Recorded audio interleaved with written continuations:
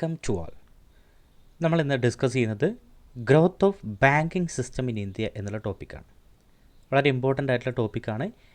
എങ്ങനെയാണ് ഇന്ത്യയിൽ banking system ഉണ്ടായത്, അല്ലെങ്കിൽ അതിൻ്റെ വളർച്ച എങ്ങനെയായിരുന്നു എന്നുള്ളതാണ് നമ്മൾ നോക്കുന്നത്. Growth of banking system in India.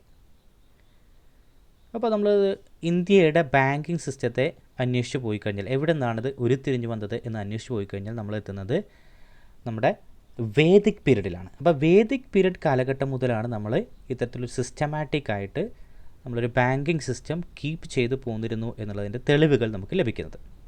അതായത് ഗ്രേറ്റ് മനുവിൻ്റെ മനുസ്മൃതി, അതുപോലെ കൗഡില്യൻ്റെ അർത്ഥശാസ്ത്രം തുടങ്ങിയതിലൊക്കെ നമുക്ക് ഇതിനെക്കുറിച്ചുള്ള തെളിവുകൾ ലഭിക്കുന്നു. മാത്രമല്ല ഫ്രഞ്ച് ട്രാവലറായിട്ടുള്ള JP ടാവേർണിയർ 15th സെഞ്ച്വറിയിൽ ഇന്ത്യയെക്കുറിച്ച് ഒരുപാട് ട്രാവലോഗുകൾ എഴുതിയിട്ടുണ്ട്. അതിൽ അദ്ദേഹം പറയുന്നത് ഇന്ത്യയിലെ ഭൂരിഭാഗം almost every village had money lender. എല്ലാ വില്ലേജിലും മണി ലെൻഡേഴ്സ്, അതായത് പലിശയ്ക്ക് പണം കൊടുക്കുന്ന ആളുകൾ ഉണ്ടായിരുന്നു എന്നുള്ളതാണ്. അവരെയൊക്കെ വിളിച്ചിരുന്നത് ഷ്രോഫ് എന്ന പേരിലാണ് അവരെ വിളിച്ചിരുന്നത്. അവരായിരുന്നു ബാങ്കറായിട്ട് ആക്ട് ചെയ്തിരുന്നത്. അതാണ് ടാവേർണിയറിൻ്റെ കൃതികളിൽ പറയുന്നത്. 15th സെഞ്ച്വറിയിലെ ഫ്രഞ്ച് ട്രാവലറായിട്ടുള്ള JP ടാവേർണിയറിൻ്റെ കൃതികളിൽ ഇന്ത്യയെക്കുറിച്ച് പറയുന്നത് അങ്ങനെയാണ്. എല്ലാ വില്ലേജിലും മണി ലെൻഡേഴ്സ് ഉണ്ടായിരുന്നു. അവരെ ഷ്രോഫ് എന്ന പേരിലാണ് വിളിച്ചിരുന്നത്. ഡ്യൂറിങ് മുഗൾ പീരീഡ്, മുഗൾ ഭരണ കാലഘട്ടത്തിൽ അവിടെ ഇൻഡിജീനിയസ് ബാങ്കേഴ്സ് ഉണ്ടായിരുന്നു. ഇൻഡിജീനിയസ് ബാങ്കേഴ്സിനെ അതിൽ തന്നെ ഏറ്റവും എമിനൻ്റ് ആയിട്ടുള്ള ബാങ്കേഴ്സിന് കൊടുത്തിരുന്ന ടൈറ്റിലായിരുന്നു സേത്ത് എന്ന് പറയുന്നത്. ഔറംഗസേബിൻ്റെ കാലഘട്ടത്തിലാണ് ഇത്തരത്തിൽ അവർക്ക് ഒരു പദവിയൊക്കെ കൊടുത്തിരുന്നത്, സേത്ത് എന്നുള്ള പദവി. അതിനുശേഷം നമ്മൾ വരികയാണെങ്കിൽ 18th സെഞ്ച്വറിയിൽ ബ്രിട്ടീഷ് ഈസ്റ്റ് ഇന്ത്യ കമ്പനി ഇന്ത്യയിൽ നിലവിൽ വരുന്നു. അവർ നിലവിൽ വന്നിട്ട് 1770 ഒരു പുതിയ ബാങ്ക് സ്ഥാപിക്കുന്നു, ബാങ്ക് ഓഫ് ഹിന്ദുസ്ഥാൻ അവർ സ്ഥാപിക്കുന്നു. അപ്പോൾ ബ്രിട്ടീഷുകാരുടെ വരവിന് ശേഷമാണ് കാര്യമായിട്ട് ഒരു മോഡേൺ ലൈനിലുള്ള കൊമേഴ്ഷ്യൽ ബാങ്കിങ് ഇന്ത്യ സ്റ്റാർട്ട് ചെയ്യേണ്ടത്. അതിനുശേഷം അവർ അവരുടെ പ്രധാനപ്പെട്ട 3 പ്രസിഡൻസീസ് ആയിട്ടുള്ള കൽക്കട്ട, ബോംബെ, മദ്രാസ് എന്നിവിടങ്ങളിൽ ഓരോ ബാങ്കുകൾ സ്ഥാപിച്ചു. Bank of Calcutta 1806, Bank of Bombay 1840, the Bank of Madras 1843 സ്ഥാപിച്ചു. അപ്പോൾ ഈ 3 ബാങ്കുകൾക്കും they were given the right of note issue in their respective region. അവരുടെ പ്രദേശങ്ങളിലൊക്കെ നോട്ട് ഇഷ്യൂ ചെയ്യാനുള്ള അധികാരം ഇവർക്ക് കൊടുത്തിരുന്നു. 1809 ബാങ്ക് ഓഫ് കൽക്കട്ടയുടെ പേര് മാറ്റിയിട്ട് ബാങ്ക് ഓഫ് ബംഗാൾ എന്നാക്കി, ബാങ്ക് ഓഫ് ബംഗാൾ. അതിനുശേഷം ഈ പറഞ്ഞ 3 ബാങ്കുകളും, bank of Calcutta, bank of Bombay, അതുപോലെ തന്നെ ബാങ്ക് ഓഫ് മദ്രാസ്, ഈ 3 ബാങ്കുകളും പിന്നീട് അമാൽഗമേറ്റ് ചെയ്യപ്പെടുകയും അത് 3ഉം കൂട്ടിച്ചേർത്തുകൊണ്ട് എംപീരിയൽ ബാങ്ക് ഓഫ് ഇന്ത്യ 1921 സ്ഥാപിക്കുകയും ചെയ്തു. അതിൻ്റെ പ്രധാനപ്പെട്ട ഫങ്ഷൻസ് താഴെ പറയുന്നതാണ്. ഏതൊക്കെയാണ്? Commercial banks operation or functions. എന്തെല്ലാമാണ് കൊമേഴ്ഷ്യൽ ബാങ്ക്സ് ചെയ്യുന്നത്, ആ മുഴുവൻ ഫങ്ഷൻസും ഈ ബാങ്കുകൾ ചെയ്യും. ബാങ്കേഴ്സ് ബാങ്ക്, ബാങ്കുകളുടെ ബാങ്ക് എന്നറിയപ്പെടുന്നു. ബാങ്കുകൾക്ക് എന്തെങ്കിലും ബുദ്ധിമുട്ടുകളോ കാര്യങ്ങളോ വരുമ്പോൾ സഹായിക്കാനുള്ള ഒരു അപ്പലേറ്റ് ബാങ്ക് എന്ന രീതിയിലാണ് കണ്ടിരുന്നത് ഇതിനെ. ബാങ്കർ ടു ദി ഗവൺമെൻറ്, ഗവൺമെൻറ്റിന് ആവശ്യമായ സമയത്ത് പണവും കാര്യങ്ങളൊക്കെ കൊടുത്ത് സഹായിക്കുന്ന ഒരു ബാങ്ക്, അതാണ് ബാങ്കർ ടു ദി ഗവൺമെൻറ്. അതിനുശേഷം പിന്നീട് 1865 അലഹാബാദ് ബാങ്ക് സ്ഥാപിച്ചു. ദെൻ 1875 അലയൻസ് ബാങ്ക് സ്ഥാപിക്കുകയുണ്ടായി. Then Oudh Commercial Bank, the oldest commercial bank in India, 1881 Oudh Commercial Bank start ചെയ്തു. അതിനുശേഷമാണ് പിന്നീട് നമ്മൾ PNB, പഞ്ചാബ് നാഷണൽ ബാങ്ക് 1894 സ്ഥാപിക്കുന്നത്. ദെൻ 1901 പീപ്പിൾ ബാങ്ക് സ്ഥാപിച്ചു. Then reserve bank of India 1935 April 1 നിലവിൽ വന്നു. അത് reserve bank of India act 1934 അതിൻ്റെ അടിസ്ഥാനത്തിലാണ് reserve bank of India 1935 April 1 പ്രവർത്തനം ആരംഭിച്ചത്. അത് പ്രവർത്തനം ആരംഭിക്കുമ്പോൾ അതിൻ്റെ ആദ്യത്തെ ഗവർണർ എന്ന് പറയുന്നത് സർ ഒസ്ബോൺ ആർക്കൽ സ്മിത്ത് ആയിരുന്നു അതിൻ്റെ ആദ്യത്തെ ഗവർണർ എന്ന് പറയുന്നത്. പിന്നീട് അത് തുടങ്ങിയ സമയത്ത് അതൊരു പ്രൈവറ്റ് ബാങ്കായിരുന്നു. പിന്നീട് 1949 RBI നാഷണലൈസ് ചെയ്യുന്നത്, അത് കേന്ദ്ര ബാങ്കായിട്ട് അല്ലെങ്കിൽ ഗവൺമെൻറ്റിൻ്റെ ഉടമസ്ഥതയിലേക്ക് മാറ്റുന്നത്.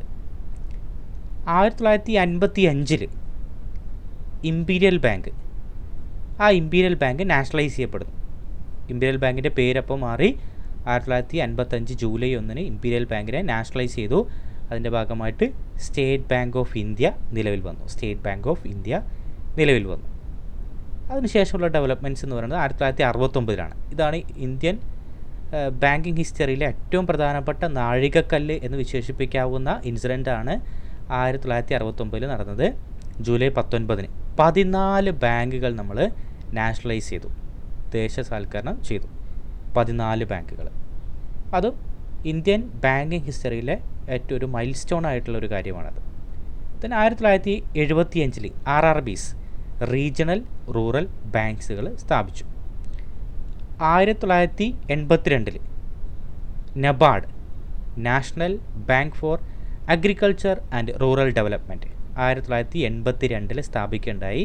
അഗ്രികൾച്ചറുമായി ബന്ധപ്പെട്ട ബാങ്കിങ്ങിൻ്റെ ഏറ്റവും അപ്പലേറ്റ് ബാങ്ക് എന്നറിയപ്പെടുന്നത് നബാർഡാണ്. നബാർഡിൻ്റെ കീഴിലാണ് ഒരുപാട് RRBസും കാര്യങ്ങളൊക്കെ വരുന്നത്. ഏറ്റവും പ്രധാനപ്പെട്ട പങ്കാണ് നബാർഡിനുള്ളത്. Then 1984 EXIM Bank, export import bank, അതായത് ഫോറിൻ ട്രേഡിനൊക്കെ സപ്പോർട്ട് ചെയ്യാൻ വേണ്ടിയിട്ടുള്ള ഒരു ബാങ്കാണ് എക്സിം ബാങ്ക് എന്ന് പറയുന്നത്. Then National Housing Bank NHB, National Housing Bank 1988 സ്ഥാപിച്ചു. ദെൻ ഇന്ത്യയിൽ തന്നെ ഒരുപാട് ഫോറിൻ ബാങ്കുകളൊക്കെ ഉണ്ട്. Barclays Bank, Bank of Ceylon, Bank of Indonesia International, Fuji Bank, ഇപ്പോൾ സിറ്റി ബാങ്ക് തുടങ്ങി ഒരുപാട് ബാങ്കുകൾ, ഫോറിൻ ബാങ്കുകൾ ഇന്ത്യയിൽ നിലവിൽ വന്നു.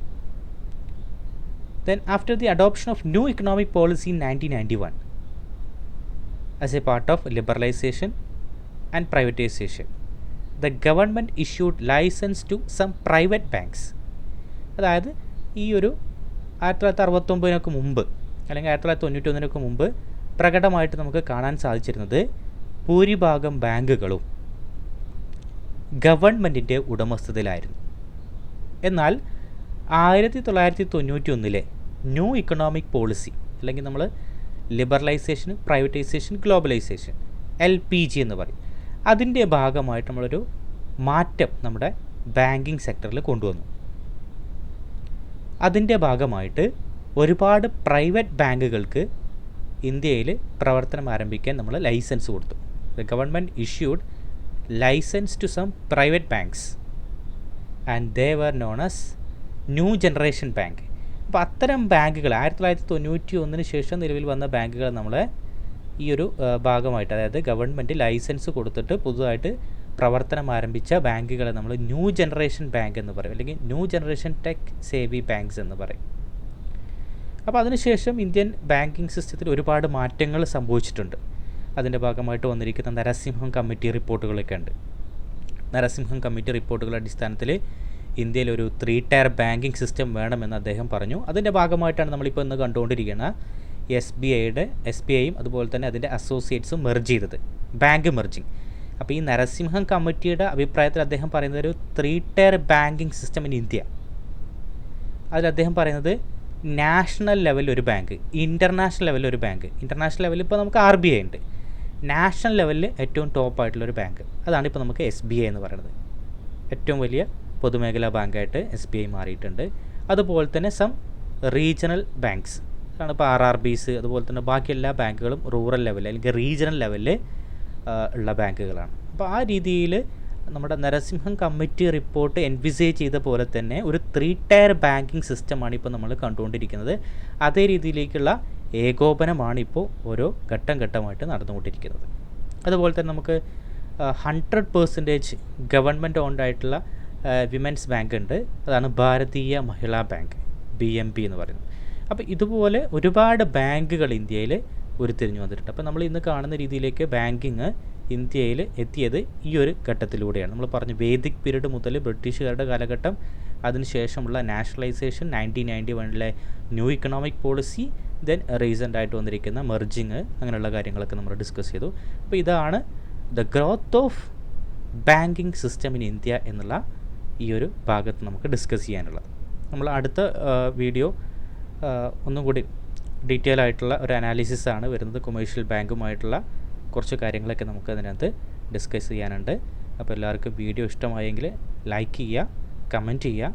മാത്രമല്ല ഇതുവരെയും ചാനൽ സബ്സ്ക്രൈബ് ചെയ്യാത്ത ആളുകൾ സബ്സ്ക്രൈബ് ചെയ്യുക, അതുപോലെ തന്നെ മാക്സിമം ഷെയർ ചെയ്യുക. ഓക്കെ, തുടർന്ന് നിങ്ങളുടെ സപ്പോർട്ട് പ്രതീക്ഷിക്കുന്നു. എന്തെങ്കിലും ഡൗട്ട്സ് ഉണ്ടെങ്കിൽ നിങ്ങൾക്ക് തീർച്ചയായിട്ടും ചോദിക്കാം, മറുപടി തരുന്നതായിരിക്കും. Okay, thank you.